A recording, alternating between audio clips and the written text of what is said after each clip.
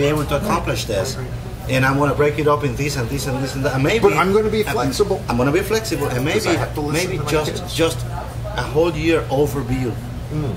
Oh yeah, it's not a lesson plan. No, it's a course it's plan. Sequence.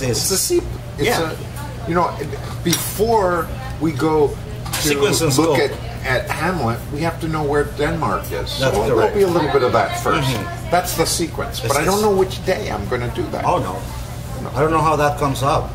Right. It's because because there is something there that is alive and is happening to you too. I think rather than a lesson plan, it would be a journal. What did we do today? Yeah. So that probably we can go back. Some narrative of that would be much more valuable. So you walk into a classroom. Where's the lesson plans? Oh, we don't have that. We have a journal. And the students are participating. Yes. They write down and they keep it for me because I'm looking at the overview and ask them. Yeah, right. Let's see where. It's like, okay, and maybe it's at the end of the class we say, okay, for the last 5 minutes, let's choose 3 sentences that we can put in our journal. That's correct. I mean, you all have your... Yeah, there's different strategies, but one thing is true.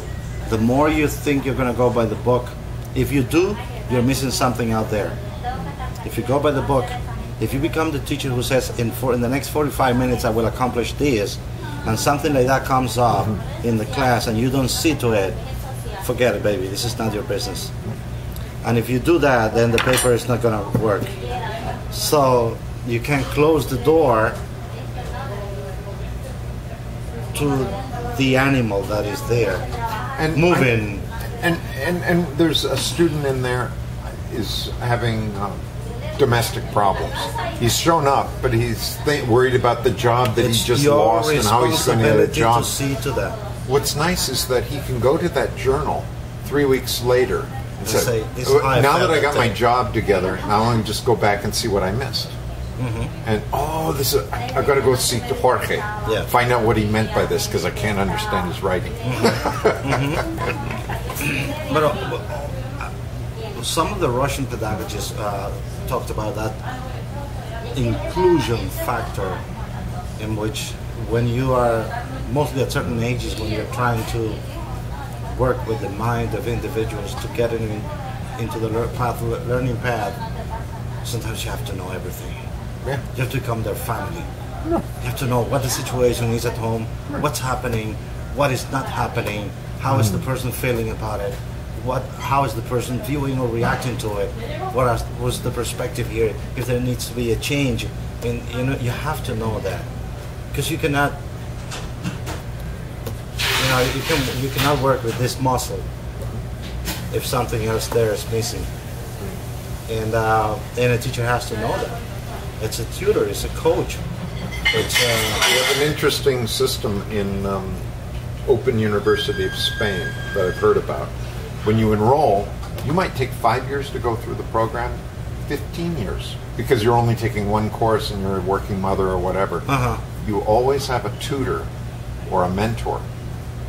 I'm not sure the name they give it, but you're checking in with that person. Person has nothing to do with the classes, because they're an external person that you just check in once a month, once a week, and then that person's just there for you for the entire program. Same person. Good. So it's been 5 years. How's it going? Yeah, how's it going? How's that? Yeah.